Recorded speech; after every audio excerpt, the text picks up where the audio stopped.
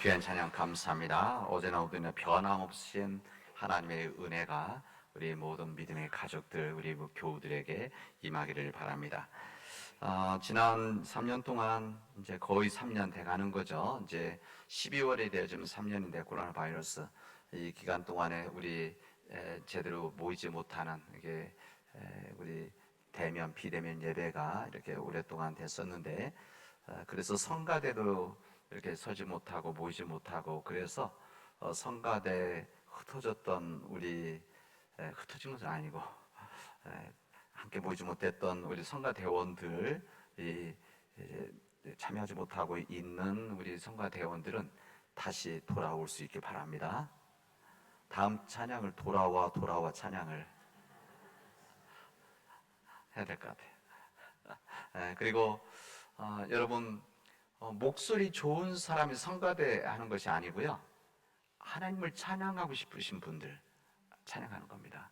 그리고 내 작은 몸이지만 더 나이가 들기 전에, 더 나이가 들어서 목소리 낼 수 없기 전에 내가 성가대원으로 봉사해야 되겠다. 여러분 뭐 시험 안 보죠? 오디션 없습니다. 그 나머지 들어오시면 나머지는 지휘자 선생님이 다 지도해서 가르쳐서 잘하게 됩니다. 그러니까 여러분 꼭 성가대에도 여러분 또 참여할 수 있는 우리 교우들 되시길 바랍니다. 오늘은 505주년 종교 개혁주일. 이것은 이제 우리로서는 교회 개혁주일입니다. 사회에서는 종교 개혁주일이지만 1517년 독일의 비텐베르그 성당 앞에 한 사제, 젊은 사제 마틴 루터라는 사제가 95개 조의, 우리는 보통 반박문이라고 말하지만 사실은 95개 조의 글을 써서, 95개의 글을 써서 짧은 제목들이죠. 써서 이런 문제가 있는데 우리 함께 대화합시다. 논의합시다. 이것을 95개 줄 써서 붙였습니다. 지금 생각하면 뭐 별것도 아닌 것 같지만 그 당시 때 특히 사제가, 그것도 막간 힘을 가지고 있던 성당 입구에 이것을 붙인다는 것은 대단한 일이었고 사건이었고 용기였었습니다. 이 95개조 반박문에는 당시 노마교회가 가지고 있는 문제들, 이 부패들, 이 타성에 대한 이런 부분들에 대한 구체적인 이야기들이 있었습니다. 그리고 이것을 놓고 대화를 하자, 논의를 하자, 이 이야기였었습니다. 그 당시에 교권이 강해지면서 돈과 권력을 가지고 있었던 로마 교회, 그리고 출세의 상징으로 성직을 사고 팔았던 그 당시 종교 지도자들, 그리고 화려하게 십자가가 올라가는 그 교회들, 참 말이 잘 안 되는 거죠. 화려하게 십자가가 올라가는 고난의 상징, 정직의 상징, 희생의 상징이 화려하게 올라가는 그런 십자가, 넓은 땅과 재산을 소유했던 교회, 때로는 이 권력과 돈을 모으기 위해서 사람들로 하여금 죄를 용서해 준다는 면죄부를 팔았던 그 당시 때 교회, 여기에 대해서 이 마틴 루터는 단호하게 이것은 아닙니다, 단호하게 이야기를 했습니다. 그냥 알고 있고 생각하고 있고 깨닫는 데서 끝나는 것이 아니라, 그런 사람들 그 당시 때 많았습니다. 그 당시 때 수많은 사람들은 다 같이 그런 생각을 가지고 있었지만 누구 하나 이야기하지 않았는데 마틴 루터는 이건 아닙니다 하고 세상에 외쳤습니다. 이 교회가 교회답지 않으면, 이 거룩한 교회가 거룩하지 못하면 교회가 죽는다는 것을, 그리고 교회가 존재할 수 없다는 것을 그는 알고 있었습니다. 그 당시 강력한 힘을 가지고 있었던 로마 교회에, 여러분 하나 우리들이 지금 천주 교회, 캐톨릭 교회에 대해서 뭐 이단이다 뭐 하는 사람도 있고 우리하고 완전 다르다 생각하는데, 여러분 그렇게 생각은 하지 마십시오. 여기 캐톨릭 교회는 우리하고 형제 교회입니다. 그리고 이때까지 우리 지금 교회 전통이 같은 전통을 가지고 있습니다. 그리고 지금 말한 이 문제점들이 지난 500년 동안 지금도 그렇다는 것이 아니라 그 당시 때 교회가 그랬었다, 이 부분입니다. 여러분이 그렇게 이해를 하셔야지 지금 천주교회가 지금도 이러고 있다 이렇게 생각하면 그것은 오산입니다. 그것은 아닙니다. 어쨌든 그 당시 때 강력한 힘을 가지고 부패했던 이 교회들에 대해서 목소리를 냈기 때문에 힘든 삶을 살아야 됐고 힘든 싸움을 해야 했었고 그 길이 십자가의 길이었습니다. 근데 이 독일 교회 개혁이 그냥 거기서 끝난 것이 아니라 이 독일 교회 개혁의 불씨가 시작이 되어져서 크게 시작이 되어진 겁니다. 95개주를 붙이고 그 당시 때는 그렇게 크지를 않았었습니다. 그러나 이것이 시작이 되어져서 독일, 스위스, 온 유럽에 이 엄청난 도전을 주었고 교회가 다시 새롭게 교회가 되어지는, 교회가 다시 거룩해지는 이 교회로 변화되는 일들이 그때 이루어졌었습니다. 이 교회 개혁으로 인해서 우리 개혁교회, 다시 말하면 이 개신교회, 지금 우리 교회죠. 이 개신교회가 그때 시작이 되어진 겁니다. 그래서 우리 교회, 예를 들면 우리 교회는 창립주일이 3월 둘째 주일이라고 한다면 온 세계 교회가 똑같은 이 생일이 언젠가면 오늘입니다. 10월 마지막 주일, 바로 이게 교회 개혁주일이 바로 모든 교회의 생일이다. 그래서 이날은 우리가 기념하고 우리 생일날이자 하나님께서 우리가 하신 역사를 통해서 주신 하나님의 메시지, 말씀이기 때문에 우리는 10월 이 마지막 주일을 교회 개혁주일로 우리 지키고 나누고 있는 겁니다.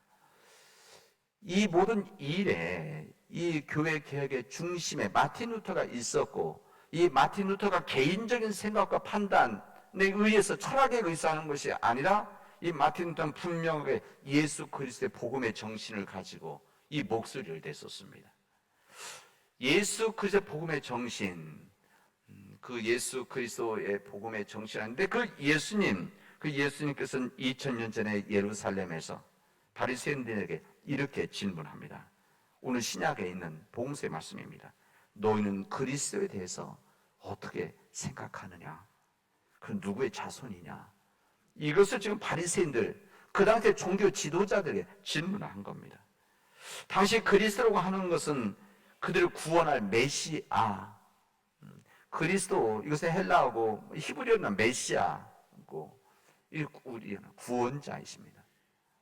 이 구원자 메시아 너희들은 어떻게 생각하느냐? 이 질문을 바리새인들에게 하시고 있습니다. 2000년 전에 예수님께서 질문하셨던 이 질문, 너희는 그리스도에서 어떻게 생각하느냐? 어떻게 생각하기 위해서는 어떻게 너희들이 보고 있느냐? 이 질문을 하고 있습니다.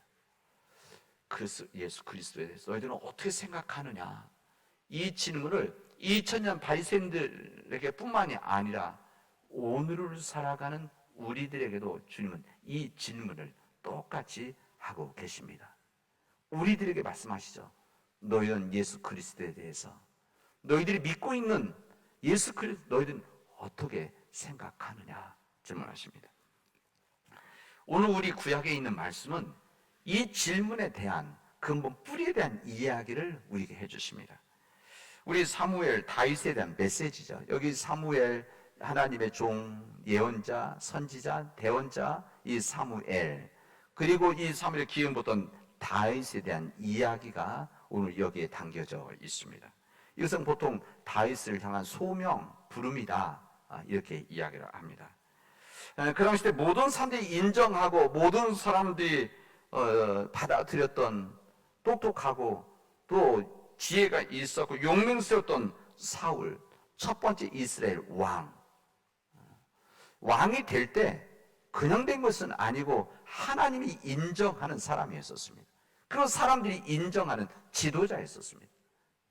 아주 용맹하고 똑똑한, 신실한. 근데 그가 왕이 되어져서 교만해졌습니다. 이 교만해져서 하나님의 뜻을 어기는 일들이 시작되어진 겁니다. 심지어는 제사장이 드리는 제사까지도 자신이 하는 일들, 이 일들은 범죄하기 시작을 했습니다. 그래서 이 사무엘이 이것을 보고 사울을 포기하게 되어집니다. 이 사무엘 선지자는 하나님의 뜻을 어긴 이 사울 왕에게 하나님의 심판을 선언한 다음에 베들레헴으로 가게 되어집니다. 거기에 살고 있었던 이새라고 하는 사람의 아들 중에서 그 중에서 한 사람 기름 부을 사람이 있다 줄 말씀하셨기 때문에 그렇습니다. 이 메시아라고 하는 것은 기름을 부음을 받은 사람이라는 뜻을 가지고 있습니다. 이게 영어로 anointed 이렇게 되어 있죠. 근데 이 기름을 붓는다는 것은 누구에게 기름 붓느냐? 이것은 메시아 아니면은 하나님의 종 아니면 이 성전 그 당시 성전의 성스러운 물건들의 도구들에서 기름을 부음을 받아서 구별하는 성스럽게 하는 이 거룩하게 만드는 일이 기름 부은 일이었었습니다. 이 기름 붓는다는 것은 다시 말해 기름을 단순히 붓는다는 것이 아니라 하나님의 종으로 특히 메시아로서 하나님 왕으로 기름을 세우겠다 그런 이야기입니다. 이 베들레헴에 도착한 이 사무엘은 이세 아들들을 목욕을 시켜서 목욕 제계죠. 우리 한식 표현은 목욕제를 시켜서 이 제사에 나오도록 했습니다. 이세 아들 7 아들들이 다 나오게 되어집니다. 아마 사무엘은 이런 생각을 했겠죠. 여기 7 아들이 있는데 이 아들 중에서 누가 하나님으로부터 선택받은 사람인가? 내가 선택으로 기름을 부어야 되는데 어떻게 판단할 것인가? 마음속에 걱정하고 있었습니다. 사무엘은 그 당시 때 하나님의 종이고 예언자, 대언자죠. 뿐만 아니라 이스라엘 중에서 그보다 더 판단력이 있는 사람이 없었습니다. 그만한 하나님의 은혜가 있었고 지혜가 있었던 것이죠. 그 사무엘에게 맨 먼저 나온 이 첫 아들 엘리압이었습니다. 이 엘리압 우리 기록에도 나오지만은 그런 과연 하나님께서 기름 부어 세우시기에 충분한 사람이었습니다. 준수했다고 했고 건강하고 보기에도 참 좋았습니다. 더 이상 주저할 것이 없었습니다. 이 엘리압이 하나님 말씀하신 기름 부을 사람이구나. 그래서 기름을 부으려고 했었습니다. 이것은 사무엘의 눈으로 본 엘리압이었습니다. 그리고 사무엘의 판단이죠. 이 사무엘의 판단했다는 것은 본 것이고 본다는 것은 마음속에서 가지고 있는 생각을 결정한 결과라고 할 수가 있습니다. 상식을 가진 사람의 판단이다 말할 수 있습니다. 우리도 사람의 모습 중에서 얼굴을 보는 거 아닙니까? 사람은 얼굴로 판단을 하죠. 이 외모들, 이 외모만을 보고 판단하는 것은 중심을 보지 않고 속사람을 보지 않고 겉으로 드러난 부분만을 보고 판단하는 일, 그 일이 온전하지 않다는 것을 오늘 성경 우리에게 알려주십니다. 이 부분은 단순히 이 사무엘 선지자의 문제만이 아니라 지금 오늘 사는 우리들도 똑같은 문제를 가지고 있지 않습니까? 우리도 겉으로 보여지는 속사람, 속마음을 알지 못하고 겉으로 보여지는 것을 보고 판단하는 것, 사람을 판단하고 일을 판단하고 일을 결정하는 것, 이게 바로 사람의 눈에 의한 일들입니다. 우리의 판단이 완전하지 못하죠. 이 판단하는 것은 우리 기준이 있어야 되는 것이고 우리 기준으로 봐서 이것을 판단해서 눈으로 보는 것인데 우리들이 정말 보아야 될 것을 보고 있느냐, 우리가 정말 깨닫고 있느냐, 이 부분을 오늘 주님 말씀하십니다. 우리들은 눈으로 보여지는 것 너머에 있는 그 삶의 중심, 그 문제의 본질을 볼 때만이 온전한 판단할 수 있다는 것을 우리가 알려주십니다. 요즘 연말 당회를 통해서 우리 내년도에 어떤 사역 해나갈 것인가 장로님들하고 같이 당회에서 우리 10월 달부터 계속 대화하면서 준비하고 있습니다. 조직도 하고 방향도 잡고 또 어떤 역할을 맡을 것인가, 또 어제는 이 당회 워크숍을 통해서 우리 새해 정말 우리 교회가 관심 갖고 해야 될 일이 무엇인가 하는 워크숍을 우리 운봉에서 가졌습니다. 근데 운봉에서 우리 장로님들 모여서 나눴는데 가기 전에 그 운봉 허브밸리에 갔었습니다. 허브밸리 전 처음 가봤는데 여러분 가보신 분들도 계시겠지만 대부분 안 가셨을 것 같습니다. 제가 홍보대사는 아니고 가니까 너무 잘 해놨더라고요. 이번 가을에 한번 시간 나시면 한번 가보십시오.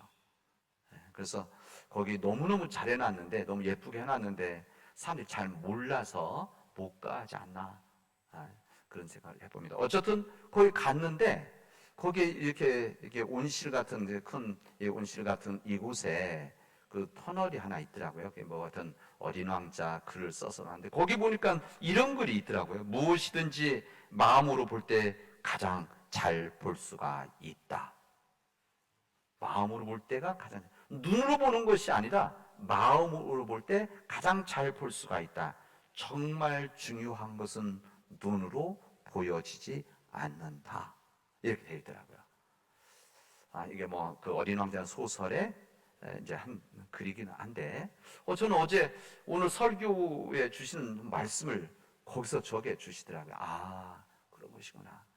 우리는 눈으로 보고 눈으로 판단하는데 눈으로 보여지지 않는 것이 있는 것이고, 우리의 마음으로 볼 때, 우리 성경 표현대로 한다면 그 중심을 보는, 속 마음을 보는 이것이 있을 때 우리 정말 중요한 것을 볼 수 있다. 그런 이야기였었습니다.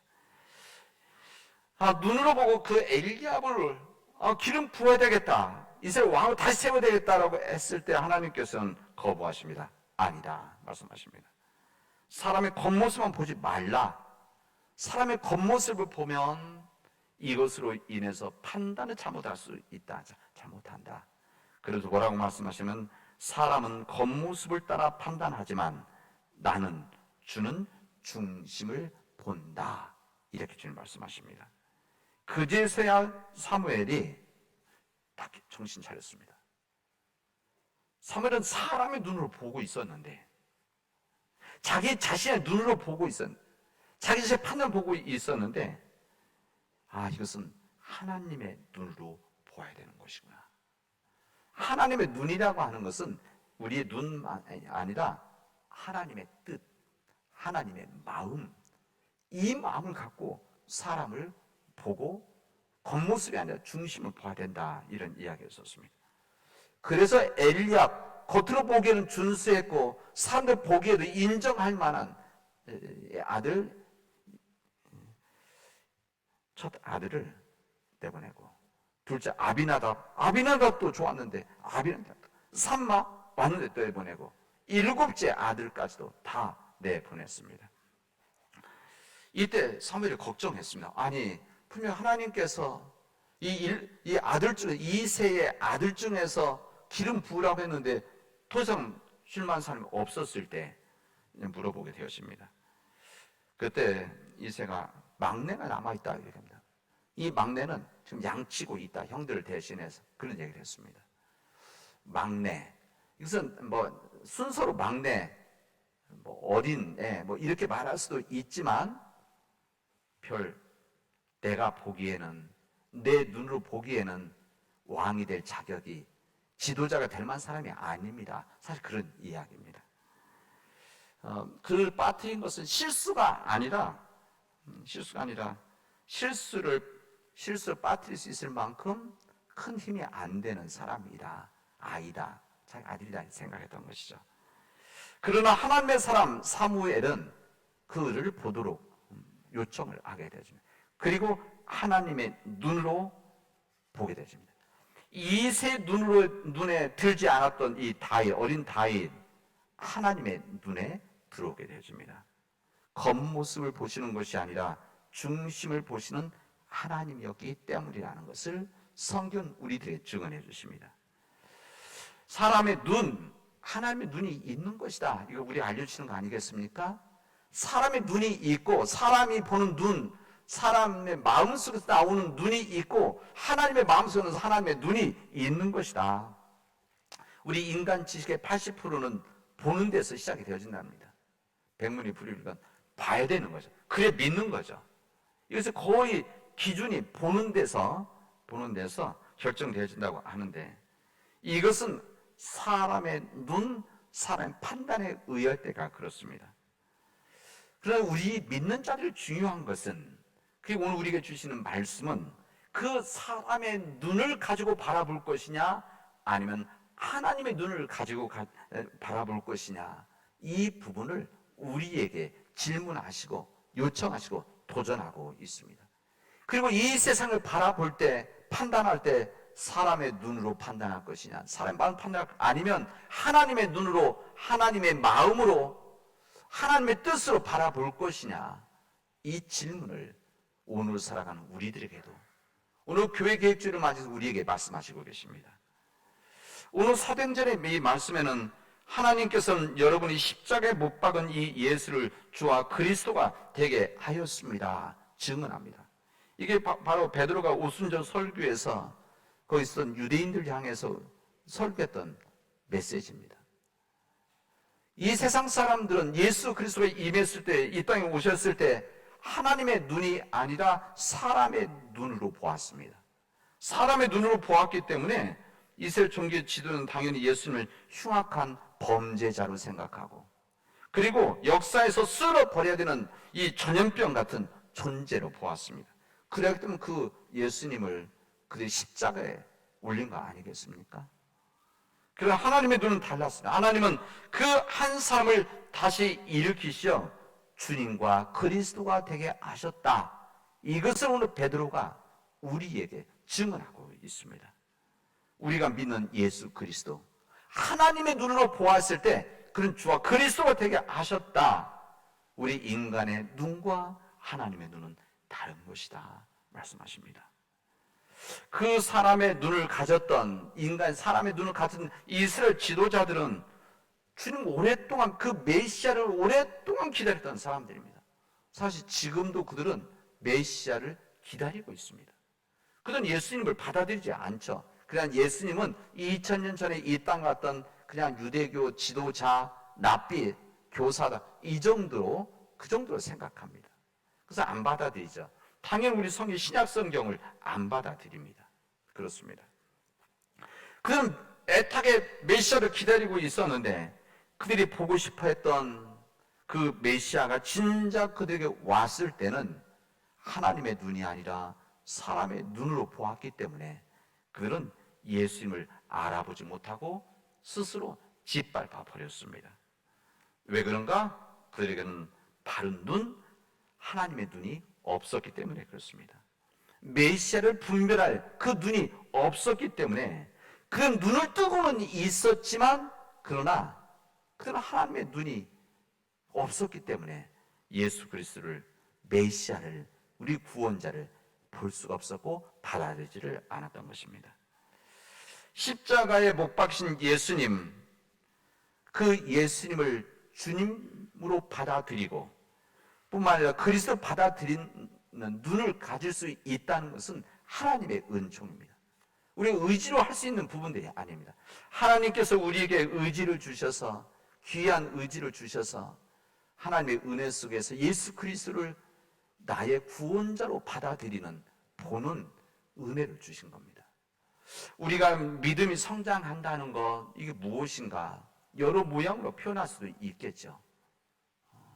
예를 들면 우리 교회 봉사를 많이 하는 것, 성경을 많이 아는 것, 성경 지식을 가지고 있는 것, 때로는 교회에서 일을 많이 하는 것, 아니면 내가 부모님 밑에서 모태 신앙을 가지고 있다, 이렇게 그렇게 말할 수도 있는데, 오늘 말씀에 의하면은 믿음이 성장한다는 건 무엇인가? 사람의 눈에서 하나님의 눈으로의 변화라고 할 수가 있습니다. 하나님을 믿지 못하고 예수 그리스도를 영접하지 못했을 때는 사람이 눈을 가지고 모든 것을 보고 그 마음으로 사람을 판단하고 그 기준으로 살아갔지만, 믿음을 가진다고 하는 것은 내 눈이 하나님의 눈을 가지려고 하는, 하나님의 마음을 가지려고 하는, 복음의 눈으로 보려고 하는 이 부분이 조금씩 커지고 변화되어진다는 것입니다. 이게 바로 믿음의 성장이다. 믿음의 씨앗이 뿌려지고 자라나서 그곳에서 하나님의 눈이 커가는, 하나님의 마음이 커가는 일들이 바로 우리의 믿음의 변화고 성장이라고 알려주십니다. 하나님의 눈을 가지게 되어지면은 작은 꽃에서 우주의 떨림을 볼 수가 있게 되어질 것입니다. 하나님의 눈을 가지게 되어지면은 어린아이의 웃음에서 하나님의 미소를 바라볼 수 있게 되어집니다. 하나님의 눈을 가지면 작은 물방울에서 바다를 볼 수가 있는 것이고, 작은 씨앗에서 숲을 볼 수 있는 능력이 바로 하나님의 마음을 가진, 하나님의 눈을 가진 사람들이 이루어지는 겁니다. 이 믿음이라는 것은 보이지 않는 것의 실상이다. 지금 당장은 안 보이지만 그냥 미래에 이루어질 것을 볼 수 있는 것.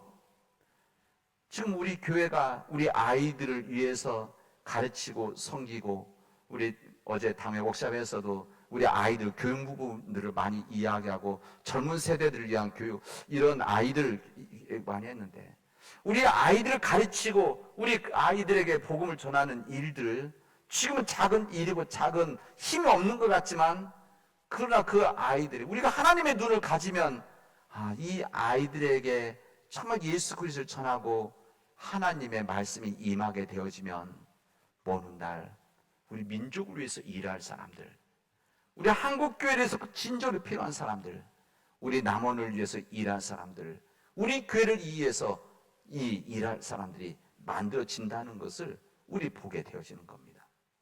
우리 작은 선교과 봉사들, 때로는 그 선교 봉사들이 인간의 눈으로 보면, 사람의 눈으로 보면은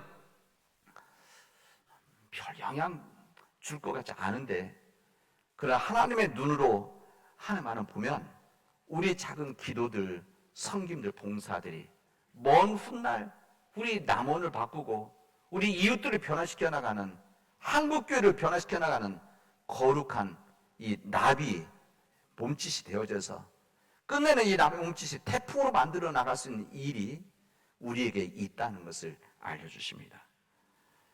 여러분, 이분 사람에 대한 것도 마찬가지입니다.